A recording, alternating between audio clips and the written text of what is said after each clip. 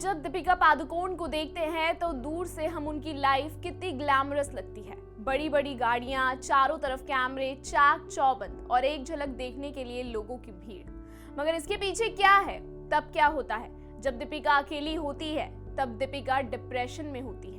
ये खुद बताया है दीपिका पादुकोण ने। दीपिका पीएम मोदी द्वारा आयोजित परीक्षा पे चर्चा में हिस्सा लेने पहुंची थी और इस चर्चा पे दीपिका ने कुछ जबरदस्त टिप्स बच्चों को दी, साथ ही पीएम मोदी को भी खूब तारीफें की। आज आपको सुनाएंगे क्या है भारत के भविष्य के लिए दीपिका का मंत्र। पर उससे पहले आयन भारत को सब्सक्राइब कर लीजिए।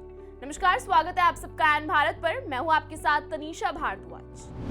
दीपिका परीक्षा पे चर्चा 2025 के प्रोग्राम में इस बार एक नए फॉर्मेट में आयोजित हो रहा था। इसमें छात्रों की गाइडेंस के लिए अलग अलग क्षेत्रों की कई शख्सियतें शामिल हो रही हैं। परीक्षा पे चर्चा 2025 में 8 एपिसोड में शामिल है। पीएम मोदी ने परीक्षा पे चर्चा के दौरान छात्र छात्राओं को कई अहम मुद्दों पर टिप्स दिए। प्रधानमंत्री नरेंद्र मोदी ने अपने यूट्यूब चैनल पर दीपिका पादुकोण का एक वीडियो टीजर लॉन्च किया है। वो पोस्ट किया है जिसमें वह परीक्षा पे चर्चा करती नजर आ रही हैं। सबसे पहले देखिए कैसे बच्चों ने गर्मजोशी के साथ दीपिका पादुकोण का स्वागत किया और दीपिका ने बच्चों से अपने बचपन के बारे में क्या कहा। मैं बहुत ही नॉटी बच्ची थी। मैं हमेशा सोफास पे, टेबल्स पे, चेयर पे चढ़ के कूदना। कभी कभी हम बहुत स्ट्रेस हो जाते हैं। जैसे मैं मैथ्स में बिल्कुल वीक थी और आज भी हूँ। जैसे नरेंद्र मोदी जी ने उनके किताब एग्जाम वॉरियर्स में भी लिखा है, express never suppress. So always express yourselves, whether it's with your friends, family, parents, teachers, journaling is a great way to express yourself. इसके बाद दीपिका ने अपने डिप्रेशन पर भी खुलकर बात की और बच्चों को डिप्रेशन से बचने और लड़ने के लिए टिप्स भी दिए। दीपिका ने वहां मौजूद बच्चों से कुछ एक्टिविटीज भी करवाई। साथ ही बच्चों ने बताया कि उन्होंने दीपिका से क्या सीखा। मैं बस काम करती गई और एक दिन ऐसे आया जब मैं बेहोश हो गई और कुछ दिनों के बाद रियलाइज हुआ कि मुझे डिप्रेशन हुआ था। So I want you all to visualize one strength that all of you think you have and write it down.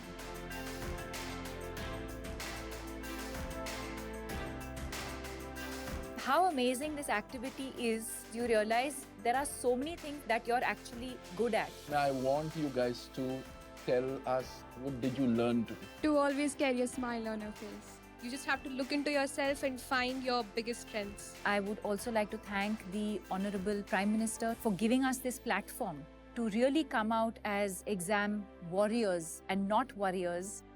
I want to wish all of you the very best, and to do your best, take adequate rest. तो ये तो हुई बात जो दीपिका ने बच्चों से कही। मगर आखिर दीपिका की डिप्रेशन के वक्त आखिर हुआ क्या था? तो सुनते हैं दीपिका की डिप्रेशन की कहानी खुद दीपिका की जुबानी। ये तब हुआ जब मुझे इसकी उम्मीद सबसे कम थी। मैं फूट फूट कर रोने के लिए कोना ढूंढती थी। एक बार मैंने अपनी फिल्म के सेट पर थी। हम एक गाने की शूटिंग कर रहे थे और कास्ट की एनर्जी हाई थी। सभी खुश और जश्न के मूड में थे। मेरे चारों ओर कई लोग थे। फिर भी मैंने खुद को गम और अकेला महसूस किया। मैं टेलर की ओर भागी और खुद को बाथरूम में लॉक करके रोने लगी। 2004 में मैंने इसके लक्षणों का अनुभव शुरू कर दिया था। फरवरी मिड की बात की है।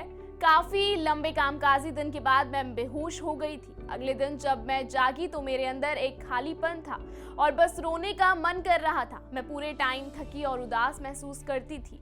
अगर कोई मुझे खुश करने के लिए कोई खुशमिजाज गाना बजाता था तो मुझे बेहद खराब फीलिंग आती थी। हर दिन जागना जैसे बहुत बड़ी मशक्कत होती थी। मैं पूरे समय सोना चाहती थी। जब मैं सो जाती थी तो मुझे असलियत का सामना नहीं करना होता था। जरा सोचिए, दीपिका जैसी टॉप एक्ट्रेस को जब इन सब का सामना करना पड़ा हो, तब हम और आप क्या हैं? उनके पास इतने पैसे हैं, वो अपना इलाज करवा सकती हैं। मगर हम और आप जैसे लोगों को तो कई बार पता भी नहीं चलता कि हम डिप्रेशन में हैं और इससे ना सिर्फ हमारी मानसिक स्थिति बल्कि हमारी पूरी जिंदगी खराब हो सकती है। तो यही था हमारी इस स्पेशल रिपोर्ट में। इस तरीके की खबरों को देखने के लिए बने रहिए आयन भारत के साथ।